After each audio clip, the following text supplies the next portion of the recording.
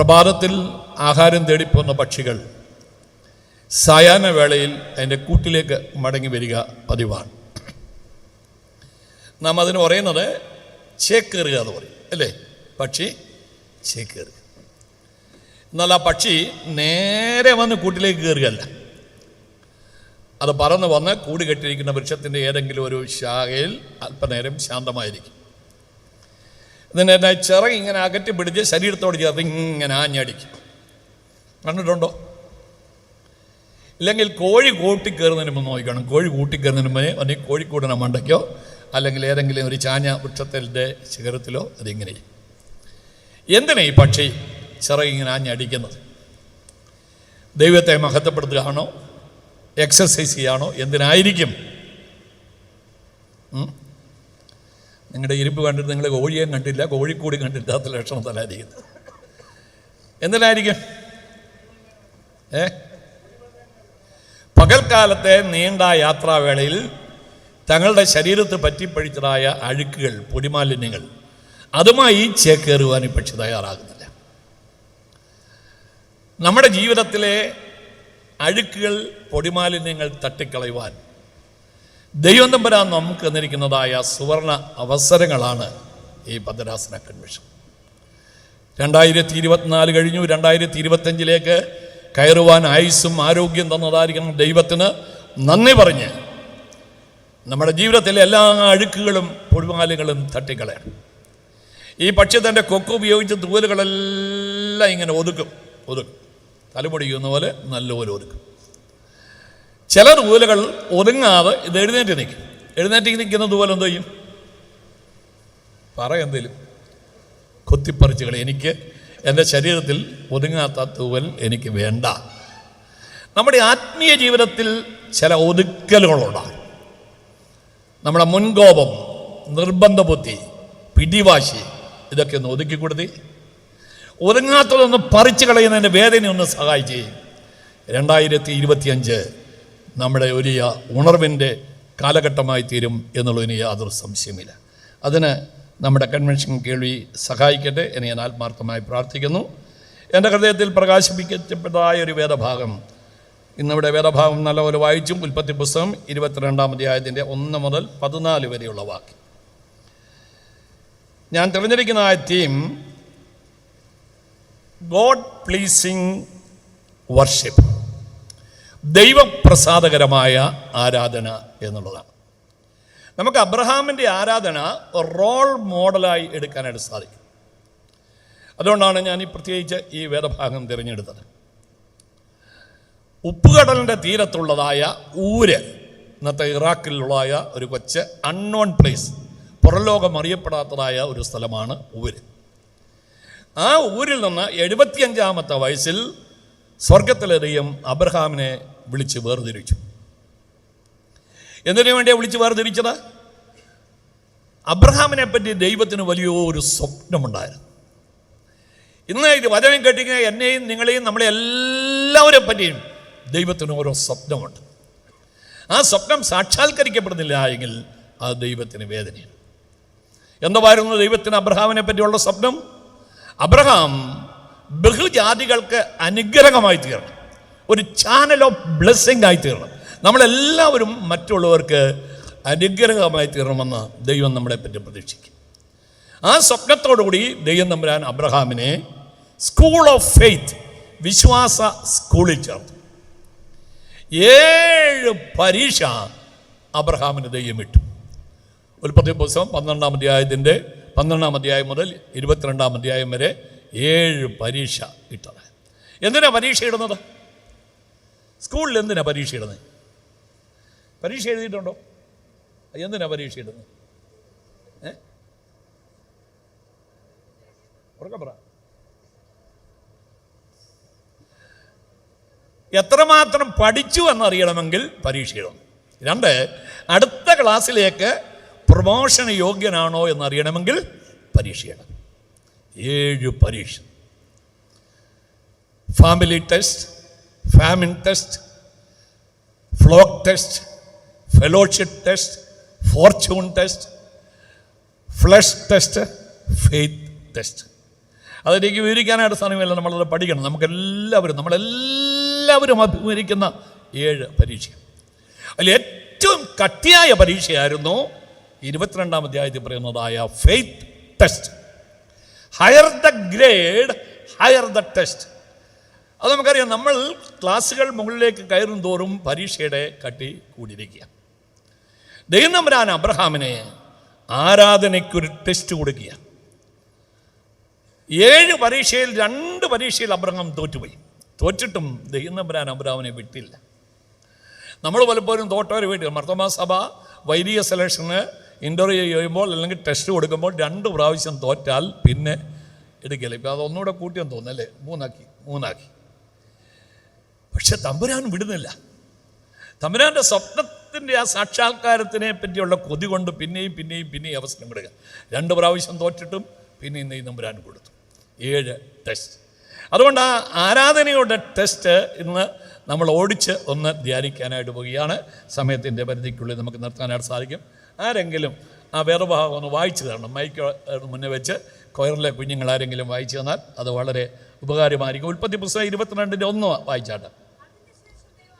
മൈക്കൊന്നകത്ത് ഒരു മൈക്ക് കൊടുക്കാം. എപ്പോഴും എഴുന്നേക്കണം ഇച്ചിരി ബുദ്ധിമുട്ടാണ്. അബ്രഹാമിനെ പരീക്ഷിച്ചത് എങ്ങനെയെന്നാൽ അബ്രഹാമേ എന്ന് വിളിച്ചതിന് ഞാനിതാ എന്ന് അവൻ പറഞ്ഞു. അപ്പോൾ അവൻ നിന്റെ മകനെ നീ സ്നേഹിക്കുന്ന നിന്റെ ഏകജാതനായ ഇസ്ഹാക്കിനെ തന്നെ കൂട്ടിക്കൊണ്ട് മോറിയാദേശത്ത് ചെന്ന് അവിടെ ഞാൻ നിന്നോട് കൽപ്പിക്കുന്ന ഒരു മലയിൽ അവനെ ഹോമയാഗം കഴിക്ക എന്ന് അരുളി ചെയ്തു. അബ്രഹാമിനെ ദൈവം തമ്പുരാൻ വിളിച്ചിട്ട് 7ാമത്തെ ടെസ്റ്റ് കൊടുക്കാൻ പറയാം. അബ്രഹാമേ, നിന്റെ ഏകജാതനായ മകൻ ഇസ്ഹാക്കിനെ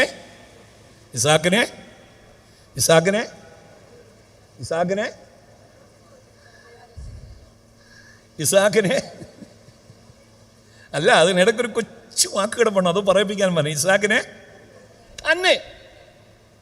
ആ തന്നേനെന്തിനാ പറഞ്ഞത്? അത് പറയുമ്പോൾ അബ്രഹാമിന് ഇസ്ഹാക്ക് മാത്രമേ ഉള്ള മകനായിട്ട് അല്ല, വേറൊരു മകനുണ്ട്. അതാരാ? ഇസ്മായിൽ. ആ ഇസ്മായിലിനെ തട്ടിക്കളയാൻ അബ്രഹാമിന് അത്ര വേദനയില്ല. കാര്യം അത് എളുപ്പ വഴിയിൽ ക്രിയ ചെയ്ത് കിട്ടി ലഭിച്ചതാണ്. അതുകൊണ്ട് ഇസ്ഹാക്കിനെ തട്ടരുതെന്ന് നിർബന്ധമുള്ളതായ ദൈവം തമ്പുരാൻ അബ്രഹാമിനോട് പറഞ്ഞു, നിന്റെ മകൻ ഇസ്ഹാക്കിനെ തന്നെ എവിടെയാകും കഴിക്കാൻ പറഞ്ഞോ? മോറിയാമലയിൽ നിന്ന് പറഞ്ഞോ? ഇതൊക്കെ നമ്മൾ കാണാൻ പഠിച്ച് നമ്മുടെ ബ്രെയിനാക്കിയിരിക്കുന്ന ചില കാര്യങ്ങളാണ്. മോറിയാമലയിൽ നിന്ന് പറഞ്ഞോ? ഇല്ല.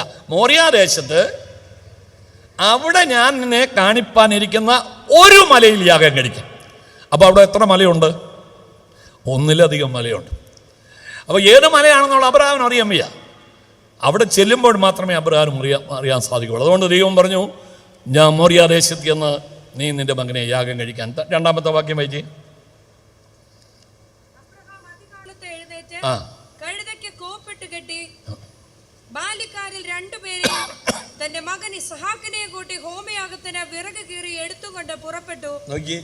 ആരാധനയുടെ 5 പടികൾ, ദൈവപ്രസാദകരമായ ആരാധനയുടെ 5 പടികൾ ഈ ഭാഗത്ത് നമ്മൾ ചിന്തിക്കാൻ പോകും. 1, അബ്രഹാം അധികാലത്തെഴുന്നേറ്റ് കഴുതയ്ക്ക് കോപ്പിട്ട് ബാല്യക്കാരെയും കൂട്ടി പുറപ്പെട്ടു. പ്രിപ്പറേഷൻ. 1-ാമത്തെ സ്റ്റെപ്പാണ് ആരാധനയ്ക്കൊരു പ്രിപ്പറേഷൻ ഉണ്ടായിരിക്കണം, ഒരു ഒരുക്കം. നമുക്ക് പലപ്പോഴും ഒരുപാട് ജോലി തിരക്കിനിടയ്ക്ക് ബന്ധപ്പെട്ട ആരാധനയെ വരിക. അങ്ങനെ ചെയ്യരുത്. ഞങ്ങൾക്കൊരു വികാരിയച്ഛനുണ്ടായിരുന്നു. വികാരിയച്ഛൻ ശനിയാഴ്ച ദിവസം ഗസ്റ്റിനെ ആരെയും സ്വീകരിക്കുകയില്ല. ഫോൺ പോലും വിളിക്കുന്നതിൽ അച്ഛന് ഇഷ്ടമല്ല. കാര്യം അച്ഛൻ പിറ്റേ ദിവസം ആരാധനയ്ക്ക് ശനിയാഴ്ച നടത്താൻ ഒരുങ്ങുന്നതായിരിക്കുന്നതായ ഒരു സ്വഭാവം. എൻ്റെ അമ്മച്ചി യാക്കോബക്കാരിയാണ്. അമ്മച്ചി ആരാധനയ്ക്ക് പോകണമെങ്കിൽ വെള്ളിയാഴ്ച തൊട്ടേ ഒരുങ്ങും. അമ്മച്ചി ചട്ടയും മുണ്ടും ഉടുക്കുന്നതായ ഒരു പ്രകൃതം ഉള്ളതാണ്. അപ്പോൾ ഇതിൻ്റെ പുറയിലൊരു സൂത്രമുണ്ടല്ലോ, ഒരു ഒരു ഒരു ഒരു വെശറി. അമ്മച്ചി അത് വെള്ളിയാഴ്ച തന്നെ ഇത് അടുക്കെ ക്രമീകരിച്ച് ഇങ്ങനെ നുറുക്കി വെച്ചിട്ട് മെത്തേഡ് അടി വെക്കും. അമ്മച്ചിക്ക് നല്ല വെയിറ്റ് ഉണ്ട്. അപ്പം അമ്മച്ചി 2 ദിവസം മെത്തേഡ് കിടന്ന് ഇതങ്ങ് പശ കൊണ്ടൊട്ടിച്ചതുപോലാവും.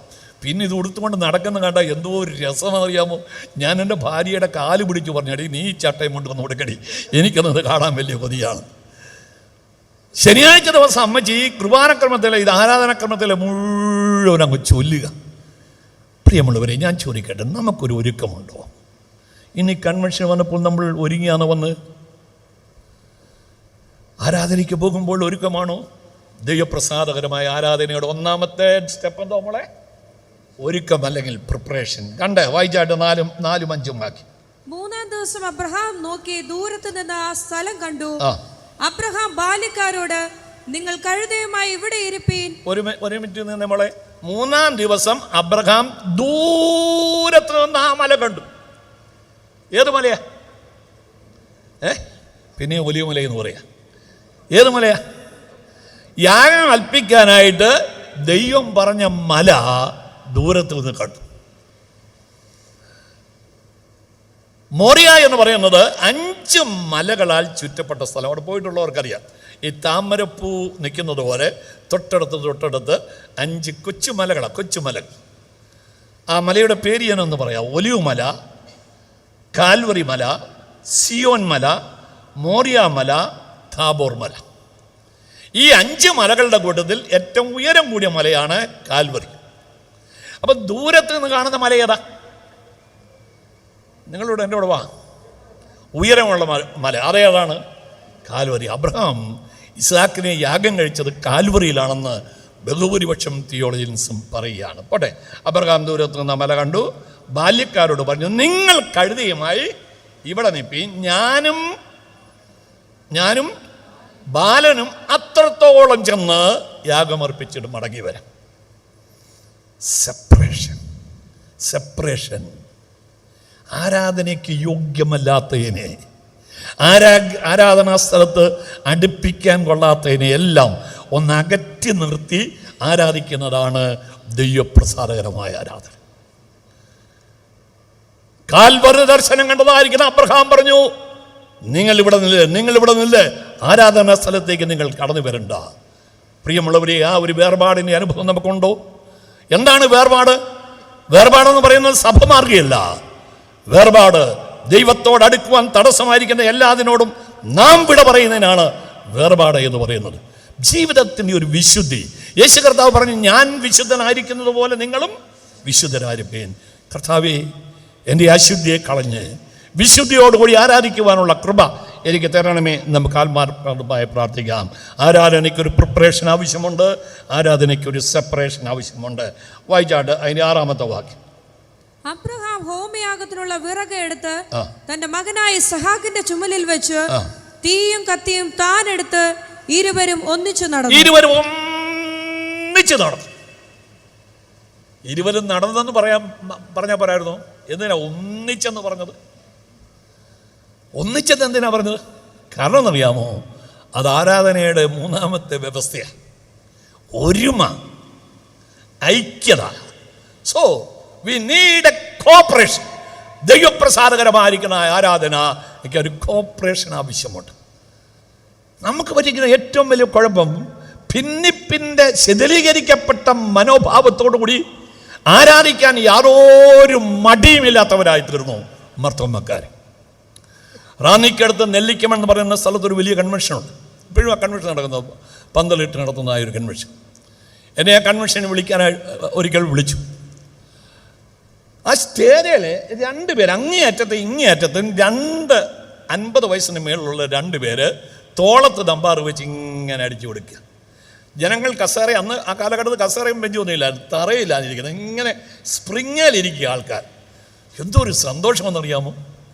ഞാൻ സ്റ്റേജിൽ വന്നിരുന്നത് നമ്മുടെ മുൻ വൈദിക ട്രസ്റ്റി, മർത്തോമാ സഭയിലെ മുൻ വൈദിക ട്രസ്റ്റിയായിരുന്ന ബഹുമാനപ്പെട്ട KT ജേക്കബിൻ്റെ അടുക്കലായിരുന്നു. ഞാൻ അച്ഛൻ്റെ അടുക്കൽ ചെന്നിരുന്നു, പ്രാർത്ഥിച്ചു, തലമുക്കി. പിന്നെ ഞാൻ ഈ 2 പേരെ ശ്രദ്ധിച്ചപ്പോൾ അച്ഛൻ എന്നോട് പറഞ്ഞു, മോനെ, ഈ തമ്പാറടിക്കുന്ന 2 പേരെ ഒരമ്മ പ്രസവിച്ച സഹോദരന്മാരാന്ന് പറഞ്ഞു. അപ്പോൾ എനിക്ക് വലിയ സന്തോഷമുണ്ടായി. ആ ദേശത്തെ ആത്മീയ കാര്യങ്ങളിൽ മുൻപന്തിയിൽ ഒരു വീട്ടിലെ 2 സഹോദരന്മാർ നിന്നുകൊണ്ട് നേതൃത്വം കൊടുക്കുക. പിന്നെ അച്ഛൻ പറഞ്ഞു, റാന്നി പ്രദേശത്ത് ഒരുപാട് കൂട്ടായ്മകളുണ്ട്. ഈ കൂട്ടായ്മകൾക്കെല്ലാം അച്ഛന്മാർക്ക് എല്ലാം സാധ്യമല്ല.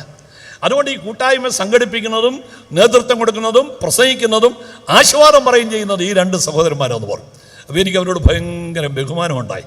3-ാമത് അച്ഛൻ പറഞ്ഞു, എങ്കിലും മോനെ, ഇവന്മാർ തമ്മിൽ കേസ് പറയാൻ തുടങ്ങിയിട്ട് 5 വർഷമായത് പറഞ്ഞു. കണ്ടോ, തമ്പാറടിച്ച് മൂപ്പിക്കുക. പക്ഷേ പരസ്പരം സംസാരിച്ചിട്ട് എത്ര വർഷമായി? ഈ പന്തലിൻ്റെ കീഴിൽ പരസ്പരം സംസാരിക്കാത്ത ആരെങ്കിലും ഉണ്ടോ? പിന്നെ ആത്മാവിലിരിക്കുന്ന ആരെങ്കിലും ഉണ്ടോ? മത്തായിയുടെ സുവിശേഷം 5-ാം അധ്യായം 23-24 വാക്യം, ആരാധനയ്ക്ക് ആവേശത്തോടുകൂടി കുന്നുകയറി വരുന്ന ആരാധകരെ കണ്ടുകൊണ്ട് ആരാധകനായ യേശു കർത്താവ് ഉച്ചത്തിൽ വിളിച്ചു പറഞ്ഞു, അവിടെ നില്ലേ. നീ ആരാധനാ സ്ഥലത്തേക്ക് അടുക്കുന്നതിന് മുന്നേ ചെയ്യേണ്ട ഒന്നാമത്തെ കാര്യം അതെന്തുവാ? നിന്റെ സഹോദരന് നിന്നോട് എന്തെങ്കിലും പ്രയാസമുണ്ടെങ്കിൽ യാഗോബോസ്തോട് വെച്ചിട്ട് ഒന്നാമത് എന്ന് അവനോട് നിരന്നുകൊള്ളുക. ആ വാക്യം ശ്രദ്ധിച്ചേ.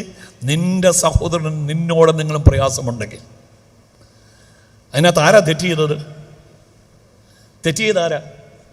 സഹോദരൻ തെറ്റ് ചെയ്താലും നിന്റെ ആരാധന ദൈവപ്രസാദകരമായി തരണമെങ്കിൽ നീ അങ്ങോട്ട് എന്ന് നിരപ്പ് പ്രാപിക്കണമെന്ന് ദൈവത്തിന്റെ വചനം പറയുന്നു.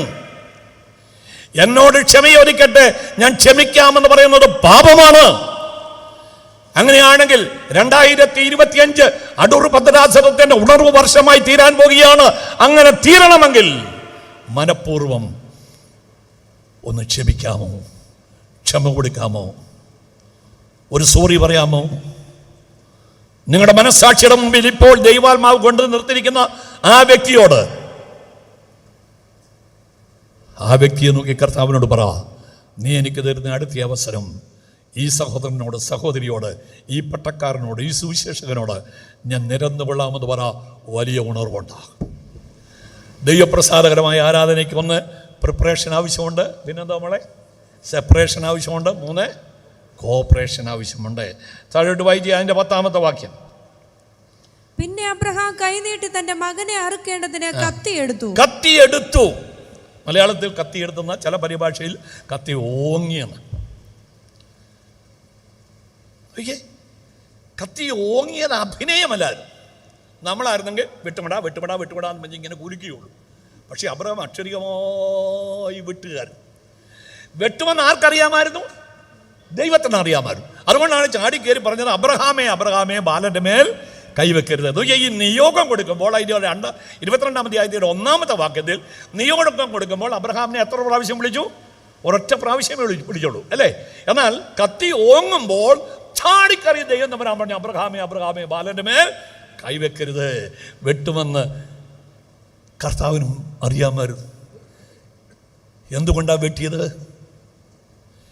7 പരീക്ഷ എഴുതിയപ്പോൾ അബ്രഹാം ഒരു കാര്യം പഠിച്ചു.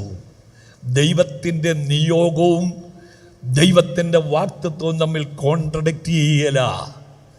ദൈവനിയോഗവും ദൈവത്തിൻ്റെ വാഗ്ദത്വവും തമ്മിൽ പൊരുത്തക്കേടുണ്ടാകുകയില്ല. എന്തുവാ ദൈവത്തിൻ്റെ നിയോഗം? നിന്റെ മകൻ ഇസാക്കിനെ യാഗമർപ്പിക്കണം. എന്തുവാ ദൈവത്തിൻ്റെ വാഗ്ദത്തം? ഈ ഇസാക്കിൽ കൂടെ നിനക്ക് ആകാശത്തിലെ നക്ഷത്രങ്ങളെ പോലെയും കടൽക്കരയിലെ മണൽത്തരികളെ പോലെയും സന്തതികൾ ജനിക്കും. അങ്ങനെ ജനിക്കണമെങ്കിൽ ഇസാക്ക് ജീവിച്ചിരിക്കണ്ടായോ? അബ്രഹാമിന് ഒരു കാര്യം പഠിച്ചു. ഇതിനിടയ്ക്ക് എവിടോ ഒരു ദൈവപ്രവൃത്തി വെളിപ്പെടാനായിട്ടുണ്ട്. ദൈവനിയോഗവും ദൈവിക വാഗ്ദത്വവും തമ്മിൽ പൊരുത്തക്കേടുണ്ടാകില്ലെങ്കിൽ എവിടെയോ ഒരു ദൈവപ്രവൃത്തി. വേദനയോടുകൂടി ഉള്ളിൻ്റെ ഉള്ളിൽ വേദന കടിച്ചമർത്തിക്കൊണ്ട് ഈ വചന കൂടാരത്തിൽ വന്നിരിക്കുന്ന ദൈവത്തിന്റെ പൈതലേ, നിന്നെ വേദനിപ്പിച്ചിട്ട് അത് രസിക്കുന്ന ക്രൂര വിരോധകനല്ല ഞാൻ നിങ്ങളും ആരാധിക്കുന്ന യേശു ക്രിസ്തു. വിശ്വസിക്കുന്ന നിങ്ങൾ കരമുയർത്തി ദൈവത്തെ സ്തുതിച്ചാട്ട്. നിന്റെ വേദനയുടെ മുമ്പിൽ, ഇന്ന് നീ അനുഭവിക്കുന്ന വേദനയുടെ പിമ്പിൽ തമ്പുരാൻ ഒരു മഹത്വം ഒളിപ്പിച്ചു വെച്ചിട്ടുണ്ട്. ഹല്ലേലൂയ. അബ്രഹാം തലപൊക്കി നോക്കി. എന്തോ കണ്ടു? നിങ്ങൾ എൻ്റെ കൂടെ വന്ന്, ഞാൻ ഒറ്റക്കാലിൽ നിന്നുകൊണ്ടാണ് പ്രസംഗിക്കുന്നത് കേട്ടോ. എനിക്ക് കോവിഡ് 2 കാര്യം സമ്മാനിച്ചു. ഒന്ന്, എൻ്റെ വലത് കാല് ഓരോ ദിവസവും വീക്കായി വന്നുകൊണ്ടിരിക്കുക. 2, എൻ്റെ തൊണ്ടയ്ക്ക് പിടിച്ചു, ഇറിറ്റേറ്റഡ് ത്രോട്ടാണ്. അതുകൊണ്ട് നിങ്ങൾ എൻ്റെ കൂടെ വരുന്നത് എനിക്കൊരാശ്വാസം, എൻ്റെ കാലിനൊരാശ്വാസം, എൻ്റെ തൊണ്ടയ്ക്കൊരാശ്വാസം. അതുകൊണ്ട് നിങ്ങളോട് തോന്നി. അബ്രഹാം തലപൊക്കി നോക്കിയപ്പോൾ എന്തോ കണ്ടു? ഒരാട്ടുംകുട്ടി. ഈ ആട്ടുംകുട്ടി എപ്പോഴാണ് അവിടെ വന്നത്? കത്തി ഓങ്ങിയപ്പോൾ പെട്ടെന്ന് ആകാശത്ത് നിടുകയായിരുന്നു. എപ്പോഴാണ് വന്നത്?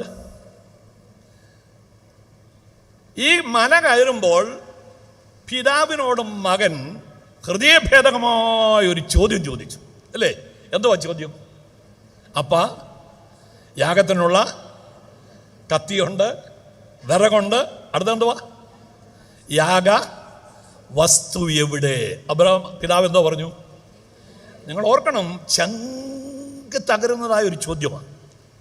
ആ ചോദ്യത്തിന് മുമ്പിൽ അബ്രഹാം ശാന്തമായിട്ട് പറഞ്ഞു, യഹോവ യാഗത്തിന് ഒരു മൃഗത്തെ കരുതിക്കൊള്ളും എന്ന് പറഞ്ഞ് വിശ്വാസത്തോടുകൂടി ഈ മല മുകളിലേക്ക് കയറുമ്പോൾ കണ്ണിനപ്പുറത്ത്, ദൃഷ്ടിക്കപ്പുറത്ത് മലയുടെ അങ്ങേ ചരിവിൽ നിന്ന് ഈ ആട്ടിൻകുട്ടി മുകളിലേക്ക് കയറിയായിരുന്നു.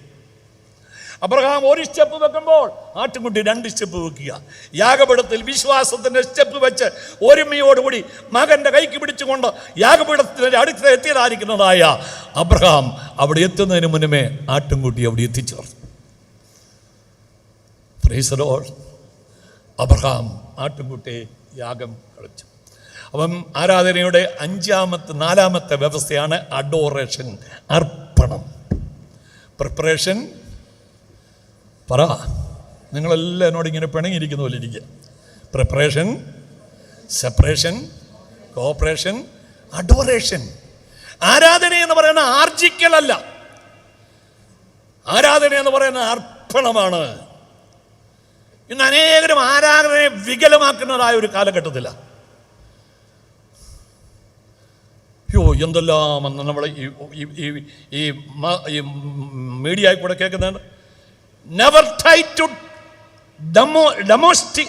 ഡൊമസ്റ്റിക്കേറ്റ് അവർ വർഷിപ്പർ ജീസസ് ക്രൈസ്റ്റ്.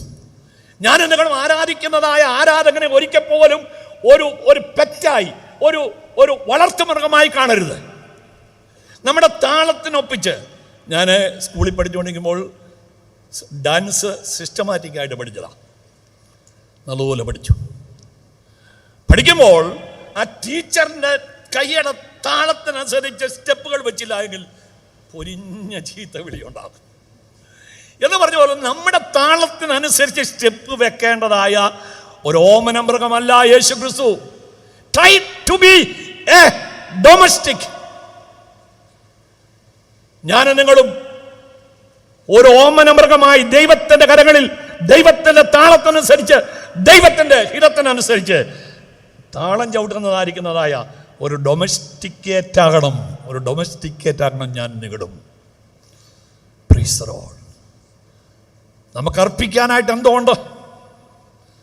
ഏറ്റവും വിലപ്പെട്ടത് അർപ്പിക്കുക. അതാണ് ദൈവം നമ്മളോട് പറയുന്നത്. നമുക്ക് എന്താ കൊടുക്കാനുള്ളത്? ഇന്ന് ഈ വചന കൂടാരത്തിൽ വരുമ്പോൾ ദൈവത്തിൻ്റെ കരത്തിൽ അർപ്പിക്കാനായിട്ട് നമ്മുടെ കയ്യിൽ എന്തോ ഉണ്ട്. ഞാൻ നമ്മുടെ കൊമ്പാടിയിലുള്ളതായിരിക്കുന്നതായ ധ്യാന കേന്ദ്രത്തിൻ്റെ പണി നടക്കുമ്പോൾ അതിൻ്റെ വൈസ് പ്രസിഡൻ്റായിരുന്നു. 100 കണക്കിന് വീടുകൾ ഞാനും ഈ അച്ഛനും ജനറൽ സെക്രട്ടേറിയറ്റിനും കമ്മിറ്റിക്കാരും കൂടെ കയറിയിട്ടുണ്ട്. ഒത്തിരി വീടുകളിൽ. ചില വീടുകളിൽ ചെല്ലുമ്പോൾ ചിലർ പറയും മുടിഞ്ഞ ഒരു പിരിവ്. ആ ബോഡിയിൽ അങ്ങനെ ചോട്ടക്കട്ടെ, കൈ ഇങ്ങനെ തലയ്ക്ക് മേഖലയിൽ ഉയർത്തി ആ മുടിഞ്ഞാന്നുള്ളതിന് 1 മൈൽ നീളമുണ്ട്. 56 ഞായറാഴ്ചയും പിരിവ്. ഇതാരാ പറയുന്നത്? സാധാരണക്കാരല്ല, പാവപ്പെട്ടവരല്ല, മിഡിൽ ക്ലാസ് പീപ്പിളുമല്ല. കൊടുക്കാൻ കഴിവുള്ളവൻ പറയാണ് മുടിഞ്ഞ പിരിവെന്ന്. എന്തുവാ കൊടുക്കുന്നത്? കേന്ദ്രത്തിൽ വരുന്ന ഈ നീളത്തിലുള്ളതായ ഒരു മഞ്ഞ കവർ, അതിൻ്റെ സൈഡൊക്കെ ഇളകി കിടക്കുക, അതിനകത്ത് ഇട്ടാൽ പോലും നിൽക്കുകയില്ല, അതുപോലത്തെ ഒരു കവർ. അതിനകത്ത് എന്തോ നമ്മൾ ഇടുന്നത്? ഏറ്റവും നല്ലത് കൂടെ. ഞാൻ നിങ്ങളോടൊരു കാര്യം പറയാം. ആരാധന എവിടെ അർത്ഥവത്തായി തീരുമോ, ആരാധന എവിടെ ദൈവപ്രസാദകരമായി തീരുമോ, അവിടെ ഒരു എക്സ്ചേഞ്ച് നടന്നിരിക്കും. ഹല്ലേലൂയ! അവിടെ ഒരു എക്സ്ചേഞ്ച് നടന്നിരിക്കും. ദൈവം അബ്രഹാം തനിക്ക് ഏറ്റവും പ്രിയപ്പെട്ടതായിരിക്കുന്ന ഇസാക്കിനെ ദൈവത്തിന് കൊടുത്തപ്പോൾ ദൈവം തനിക്ക് ഏറ്റവും പ്രിയപ്പെട്ടതായിരിക്കുന്നതായ തൻ്റെ മകനെ അബ്രഹാമിന് കൊടുത്തു. Praise the Lord. അബ്രഹാമിന് കൊടുത്തു. എങ്ങനെ കൊടുത്തു? ഒരാട്ടുംകുട്ടിയായിട്ട്. ഏതായി ആട്ടുംകുട്ടി? പലസ്തീന്റെ പരിപാടി കൂടെ മന്നം നടന്നിങ്ങനെ നസറേനായ യേശുവിനെ ചൂണ്ടിക്കൊണ്ട് പൗരോഹിത്യ കുടുംബത്തെ ജനിച്ച് വളർത്തപ്പെട്ട യോഹന്നാൻ സ്നാപകൻ വിളിച്ചു പറഞ്ഞു, ഇതാ ലോകത്തിന്റെ പാപത്തെ ചുമന്നൊഴിക്കുന്ന ദൈവത്തിന്റെ കുഞ്ഞാട്. ഹല്ലേലൂയ! ദൈവത്തിന്റെ കുഞ്ഞാട്. ആ കുഞ്ഞാട് ഇതാ കൊമ്പ് ഉരുകി കിടക്കുകയാണ്. അബ്രഹാം ആ ദൈവത്തിന്റെ പുത്രനെ എടുത്ത് യാഗമർപ്പിച്ചു. ദൈവം അബ്രഹാമിൻ്റെ പുത്രനെ എടുത്തു. അതിന്റെ 19-ാമത്തെ വാക്യം ഒന്ന് വായിച്ചു മോളെ. ഉൽപ്പത്തി 22:19. പിന്നെ അബ്രഹാം ബാല്യക്കാരുടെ അടുക്കൽ മടങ്ങി വന്നു. അബ്രഹാം ബാല്യക്കാരുടെ അടുക്കൽ മടങ്ങി വന്നു. ഇനി എന്റെ മുഖത്തോട് നോക്കി, ഈ മടങ്ങി വരുമ്പോൾ അബ്രഹാമിന്റെ കൂടെ ഇസാക്ക് ഉണ്ടായിരുന്നോ ഇല്ലായിരുന്നു? പറ മോനെ, അബ്രഹാമിനോട് ഇസാക്ക് ഉണ്ടായിരുന്നു? ഉണ്ടായിരുന്നോ? അബ്രഹാമിനോട് ഇസാക്ക് ഉണ്ടായിരുന്നോ? ഉണ്ടായിരുന്നോ? ഇല്ല. അതിന്റെ 6-ാമത്തെ വാക്യത്തിൽ പറയുന്നു, അവരിരുവരും ഒരുമനപ്പെട്ട് മല കയറി. 8-ാമത്തെ വാക്യത്തിലും അതേ കാര്യം പറയുന്നു, അവരിരുവരും ഒരുമനപ്പെട്ട് മല കയറി. അപ്പം മല കയറുമ്പോൾ അവരുടെ യാത്രയെ പറ്റി പരിശുദ്ധാത്മാവ് പറയുന്നു, ഇരുവരും ഒരുമനപ്പെട്ട് കയറി. യാഗമർപ്പിച്ച് കഴിഞ്ഞ് താഴോട്ടിറങ്ങുമ്പോൾ അബ്രഹാമിന്റെ വരവിനെ പറ്റി പരിശുദ്ധാത്മാവിടെ രേഖപ്പെടുത്തുന്നു, പിന്നെ അബ്രഹാം ബാല്യക്കാരുടെ അടുക്ക മടങ്ങി വന്നു. ഉണ്ടോ ഇസാക്ക് കൂടെ? ഇതെന്നെ കുഴപ്പിച്ചതായ വലിയ ചോദ്യം. ഞാൻ വേറെ പുസ്തകമൊന്നും സിസ്റ്റമാറ്റിക്കായിട്ട് പഠിക്കാനുള്ള അവസരം എനിക്ക് കിട്ടിയില്ല.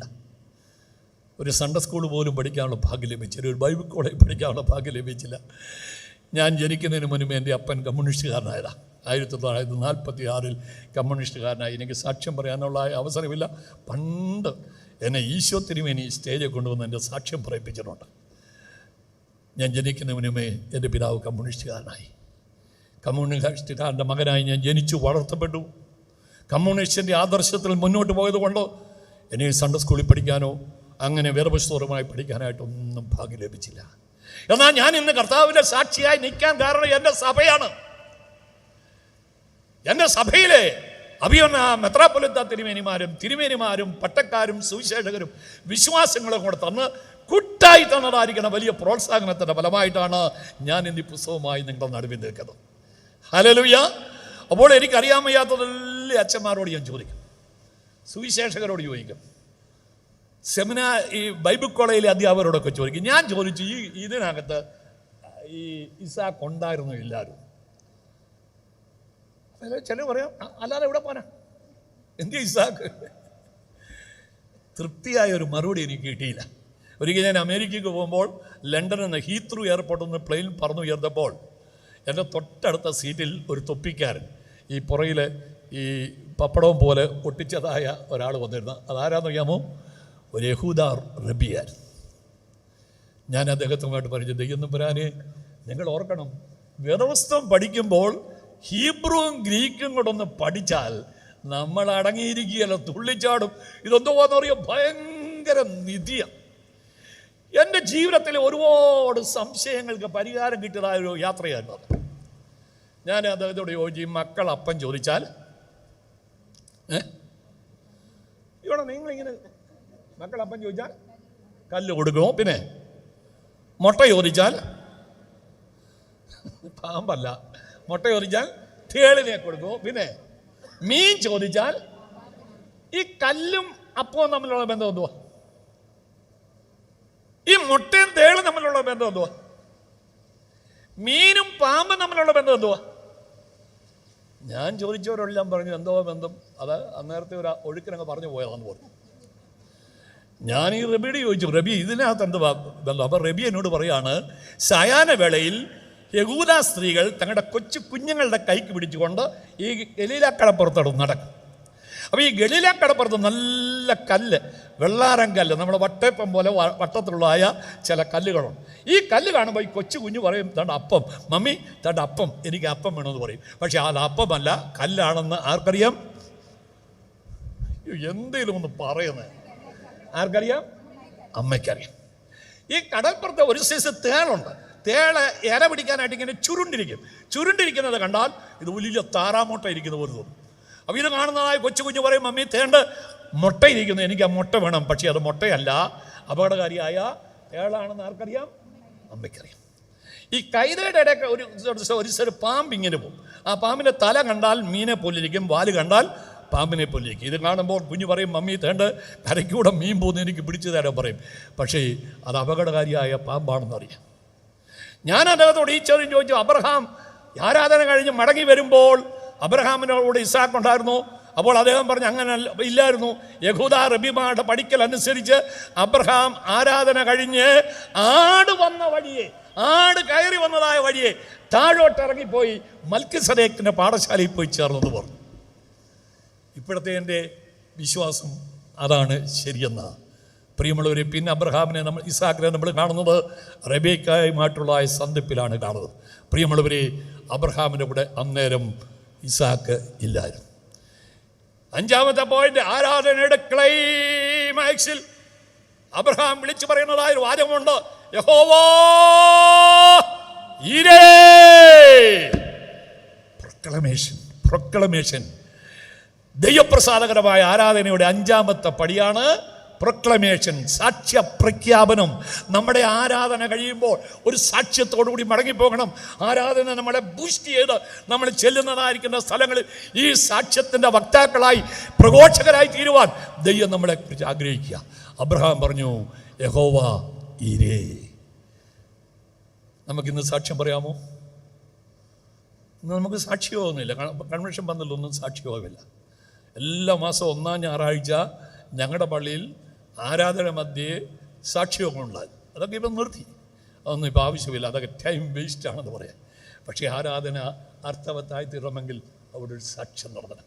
അബ്രഹാം എന്താ സാക്ഷ്യം പറഞ്ഞത്? യഹോവ ഇരേ. യഹോവ ഇരേ എന്നുള്ള വാക്കിൻ്റെ അർത്ഥം എന്തുവാ? യഹോവ കരുതിക്കൊള്ളും. ഹീബ്രു വേർഡ്സിന് 2 വിധത്തിലുള്ള അർത്ഥങ്ങളുണ്ട്. ഒന്ന്, ഒരക്ഷരികമായ അർത്ഥമുണ്ട്.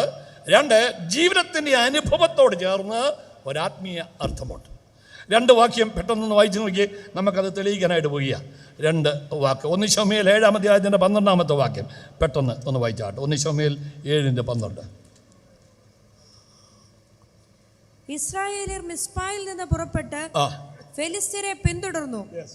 ബേത്കാരിന്റെ താഴ്വരെ 7:12.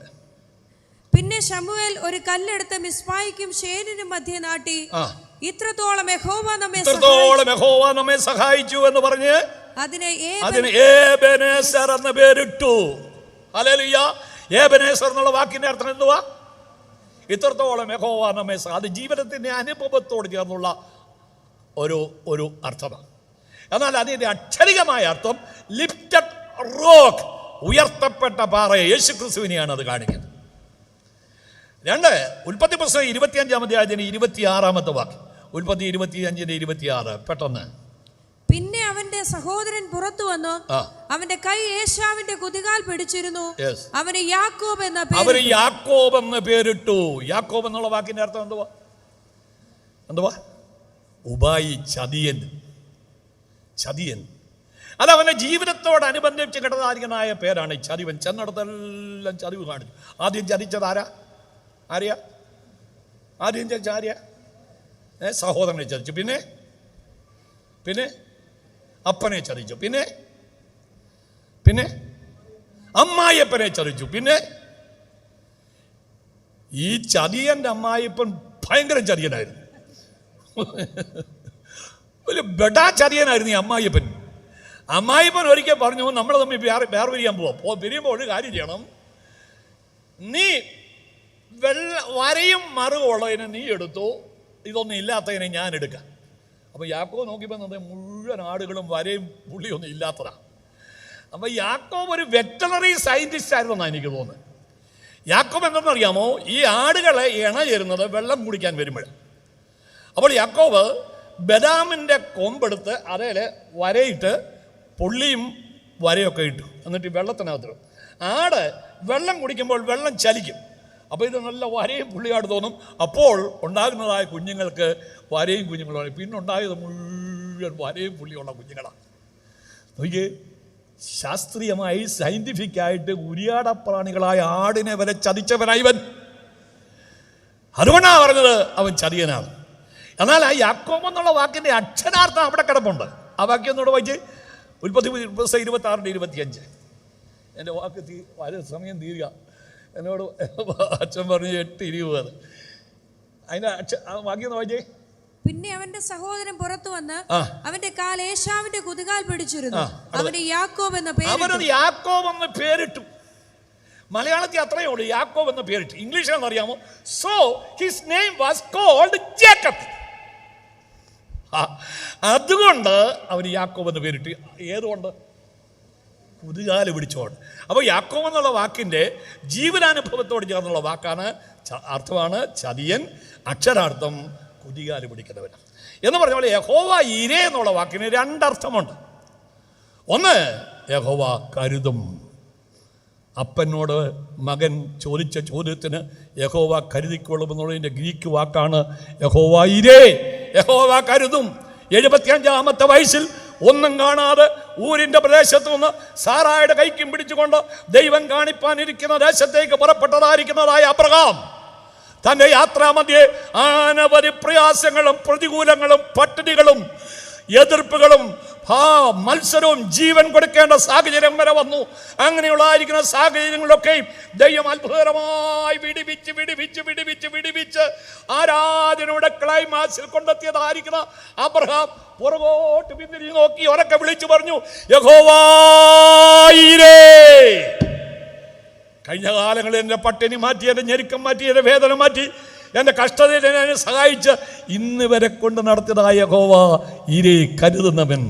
2025 കാലുകുത്തിരിക്കുന്ന ദൈവമക്കളെ പുറകോട്ടൊന്ന് പിരിഞ്ഞു നോക്കി ദൈവം ഇന്ന് വരെ അത്ഭുതകരമായി എന്നെ കരുതി വഴി നടത്തിയെന്ന് ഉറപ്പുള്ള ദൈവമക്കൾ കരമൊന്ന് ഉയർത്തിപ്പിടിച്ച് എടുക്കാവുന്നിടത്തോളം ശബ്ദത്തിൽ ഒന്ന് പറഞ്ഞ് യഹോവ ഇരേന്ന്. യഹോവ ഇരേ. അതിന് രണ്ടാമത്തെ അർത്ഥം ഭാവിയിലേക്ക് നോക്കി വിളിച്ചു പറയാം. അതിൻ്റെ അർത്ഥം അവിടെ തന്നെ കൊടുത്തിട്ടുണ്ട്. വായിച്ച് ഉൽപ്പത്തി പുസ്തകം 22:14. അതിന്റെ ശേഷം ദൈവം അബ്രഹാമിനെ പരീക്ഷിച്ചത് എങ്ങനെയെന്നാൽ അബ്രഹാമേ എന്ന് വിളിച്ചതിന് 22:14 അബ്രഹാം ആ സ്ഥലത്ത് യഹോവ ഇരേ എന്ന പേരിട്ടു. യഹോവയുടെ പർവ്വതത്തിൽ അവൻ പ്രത്യക്ഷനാകും. യഹോവയുടെ പർവ്വതത്തിൽ അവൻ പ്രത്യക്ഷനാകും. അതാണ് അതിന്റെ അക്ഷരാർത്ഥം. അപ്പോൾ ആത്മീയാർത്ഥം യഹോവ കരുതുന്നവൻ. അക്ഷരികമായ അർത്ഥത്തിൽ യഹോവയുടെ പർവ്വതത്തിൽ അവൻ അബ്രഹാമേ ആരാവൻ? അബ്രഹാം നെഞ്ചത്ത് തട്ടി പറയും, എൻ്റെ മകൻ. ആരാ അബ്രഹാമിന്റെ മകൻ? അയ്യോടാ, ഇത്രയും നേരം പറഞ്ഞെല്ലാം പോയി. അബ്രഹാമിൻ്റെ മകനെ ദൈവം എടുത്തു. ദൈവത്തിൻ്റെ മകനെ അബ്രഹാമിന് കൊടുത്തു. അപ്പോൾ അബ്രഹാമിൻ്റെ ഇപ്പോഴത്തെ മകൻ ആരാ? യേശു. സംശയമുണ്ടോ? പെട്ടെന്ന് വായിച്ചേ ഗലാത്യ ലേഖനം 3-ാം അധ്യായത്തിൻ്റെ 16-ാമത്തെ വാക്യം. ഗലാത്യ ലേഖനം 3-ാം അധ്യായത്തിൻ്റെ 16-ാമത്തെ വാക്യം. ഗലാത്യർ 3:16. പെട്ടെന്ന് പ്ലീസ്. ശ്രദ്ധിച്ചോടെ, സന്തതികൾക്കുമെന്ന് അനേകരെ കുറിച്ചല്ല, നിന്റെ സന്തതിക്കും എന്ന് ഏകനെ കുറിച്ച് അത്ര പറയുന്നത്. മനസ്സിലായോ? ശ്രദ്ധിച്ച് ദിവസം വായിക്കുമ്പോൾ ശ്രദ്ധിച്ച് വായിക്കണം. സന്തതികൾക്കെന്ന് അനേകരെ കുറിച്ചല്ല, പിന്നെ നിന്റെ സന്തതിക്കുമെന്ന് ഏകനെ കുറിച്ച്. ആ ഏകൻ ആരാണ് താഴെ പറയുന്നുണ്ട്. അതാരാ? ക്രിസ്തു. അപ്പോൾ അബ്രഹാമിന്റെ സന്തതി ആരാ? എണ്ണത്തിനും സംശയമാണ്. ഇപ്പോൾ അബ്രഹാമിന്റെ സന്തതി ആരാ? ക്രിസ്തു. വംശപാരമ്പര്യം എഴുതുമ്പോൾ, മത്തായിയുടെ സുവിശേഷത്തിൽ പാരമ്പര്യം എഴുതുമ്പോൾ അബ്രഹാമിന്റെ മകനായ ദാവീദിന്റെ മകനായ യേശു ക്രിസ്തു. Praise the Lord. അപ്പോൾ യേശു ക്രിസ്തു അബ്രഹാമിന്. അപ്പോൾ പറയുകയാണ് യഹോവയുടെ പർവ്വതത്തിൽ അവൻ പ്രത്യക്ഷപ്പെടാവുമെന്ന് പറയുമ്പോൾ യേശു ക്രിസ്തുവിൻ്റെ പ്രത്യക്ഷതയെ ഭാവിയിൽ കണ്ടുകൊണ്ട് അബ്രഹാം വിളിച്ചു പറയുകയാണ്, യഹോവ ഇരേ. ആരാധനയിൽ നാം ദൈവശബ്ദം കേൾക്കണം. ആരാധനയിൽ നാം ദൈവ വാഗ്ദത്തം പ്രാപിക്കണം. ആരാധനയിൽ പ്രത്യാശ പുതുക്കണം. ഹല്ലേലൂയ. 3-ാമത്തെ ദിവസത്തിൻ്റെ കൺവെൻഷനിൽ നമുക്ക് ഭാവിയിലേക്ക് നോക്കി വിളിച്ചു പറയാം, യഹോവ പ്രത്യക്ഷനാകും. അനധിവിദൂരമായ ഭാവിയിൽ തൻ്റെ പുത്രനായ യേശു ക്രിസ്തുവിൻ്റെ മടങ്ങി വരവിനെ ആത്മകണ്ണുകൾ കൊണ്ട് കണ്ട് അബ്രഹാം വിളിച്ചു പറഞ്ഞ യഹോവ ഇരേ, എൻ്റെ മകൻ ആ പർവ്വതത്തിൽ പ്രത്യക്ഷനാവും. പ്രത്യക്ഷനായോ? പെട്ടെന്ന് വായിച്ച എബ്രായ ലേഖനം 9-ാം അധ്യായത്തിൻ്റെ 28-ാമത്തെ വാക്യം. എബ്രായ ലേഖനം 9-ാം അധ്യായത്തിൻ്റെ 28-ാമത്തെ വാക്യം. എബ്രായർ 9:28. ക്രിസ്തുവും അങ്ങനെ തന്നെ അനേകരുടെ പാപങ്ങളെ ചുമപ്പാൻ ഒരിക്കൽ അറക്കപ്പെട്ടു. തനിക്കായി കാത്തു നിൽക്കുന്നവരുടെ രക്ഷയ്ക്കായി അവൻ പാപം കൂടാതെ രണ്ടാമതും പ്രത്യക്ഷനാകും. ഒരു സ്തോത്രം പറഞ്ഞില്ലേ നിങ്ങൾ? കർത്താവ് മടങ്ങി വരുമെന്ന് പറഞ്ഞിട്ടൊരു സ്വോത്രം പറയാത്ത ക്രിസ്ത്യാനികൾ ഇവിടെ അല്ല വേറെ എവിടെ ഉണ്ട്? അവൻ രണ്ടാമത് വരുമെന്ന് എത്ര പേര് വിശ്വസിക്കുന്നുണ്ട്? എൻ്റെ കർത്താവ് മടങ്ങി വരുമെന്ന്. ആർക്ക് വേണ്ടിയാണ് മടങ്ങി വരുന്നത്? തനിക്കായി കാത്തു നിൽക്കുന്നവരുടെ രക്ഷയ്ക്കായി. അങ്ങനെയാണെങ്കിൽ ഞാൻ രക്ഷിക്കപ്പെട്ടു എന്ന് പറയാൻ ധൈര്യമുള്ളവരുടെ കൈപൊക്കിക്ക്. കൃപയാൽ രക്ഷിക്കപ്പെടുവാൻ എനിക്ക് ഭാഗ്യം ലഭിച്ചു. കൈതാത്തിട്ട് നിങ്ങളാരും രക്ഷിക്കപ്പെട്ടില്ല. രക്ഷ 3 കാലഘട്ടത്തിൽ നടക്കേണ്ട. എനിക്കത് വീരിപ്പാൻ ആശയമുണ്ട്, കൊതിയുണ്ട്, പക്ഷേ സമയമില്ല. രക്ഷിക്കപ്പെട്ടു, അതിനാ രക്ഷാനിർണയം എന്ന് പറയുന്നു. രക്ഷാനിർണയം അത് ഇന്ന് ആരും ചോദിക്കില്ല. ഈശോ തിരുമേനി, ഭാഗ്യസ്മരണ ഈശോ തിരുമേനി, അദ്ദേഹത്തിൻ്റെ കൂടെ ഞാൻ ഒരുപാട് സ്ഥലങ്ങളിൽ പോയിട്ടുണ്ട്, ഒരുപാട് എന്നെ കൊണ്ടു നടന്നിട്ടുണ്ട്, ഒരുപാട് സാരോപദേശങ്ങൾ എനിക്ക് തന്നിട്ടുണ്ട്.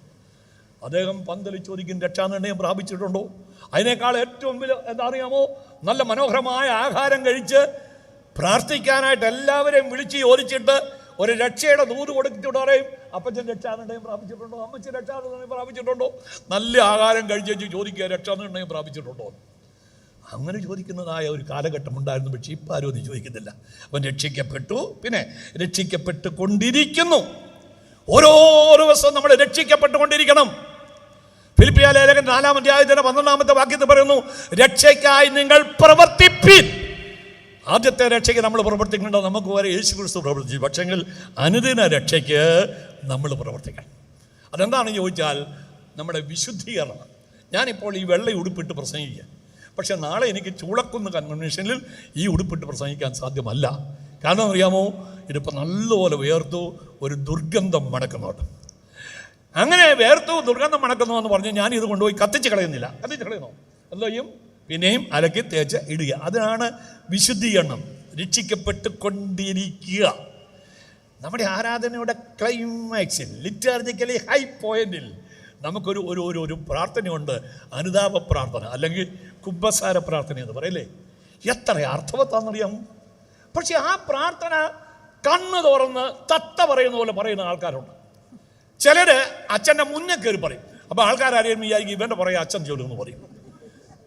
ചിലർ ആ സമയത്ത് ചൊല്ലിക്കൊണ്ടാണ് താനെ ഈ മെസ്സേജ് സെർച്ച് ചെയ്യുക, തട്ടുക. അങ്ങനെ ചെയ്യരുത്, അങ്ങനെ ഒരിക്കലും ചെയ്യരുത്. കണ്ണടച്ച് അതിനകത്ത് ഓരോ വാചകം നിന്നെ പറ്റിയാണ്, നീയാണെന്നുള്ള ചിന്തയോടുകൂടി അനുതാപ ഹൃദയത്തോട് പറഞ്ഞ് അതാണ് വർത്തമാനകാല രക്ഷ. രക്ഷയുടെ പൂർത്തീകരണം കർത്താവിൻ്റെ മടങ്ങി വരവില്ല. അവൻ പാപം കൂടാതെ രണ്ടാമത് പ്രത്യക്ഷപ്പെടും. യേശു ക്രിസ്തു മടങ്ങി വരാറായി. ഹല്ലേലൂയ.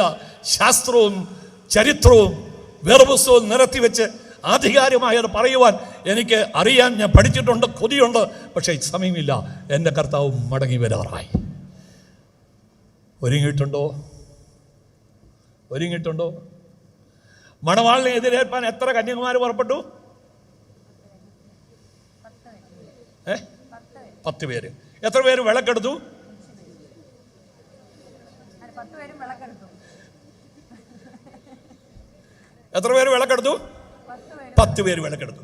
മണവാളൻ വരാൻ താമസിച്ചപ്പോൾ എത്ര പേര് ഉറങ്ങി? ഈ 5 ഇവിടെ 10 പേരും ഉറങ്ങി. മണവാളം വരും നാർപ്പുളി ഉണ്ടായപ്പോൾ എത്ര പേര് ചാടി എഴുന്നേറ്റു? പിന്നെ 5 പറയാം. എത്ര പേരാ? 10 പേര് എഴുന്നേറ്റു. എത്ര പേരെ വിളക്ക് കത്തിച്ചു?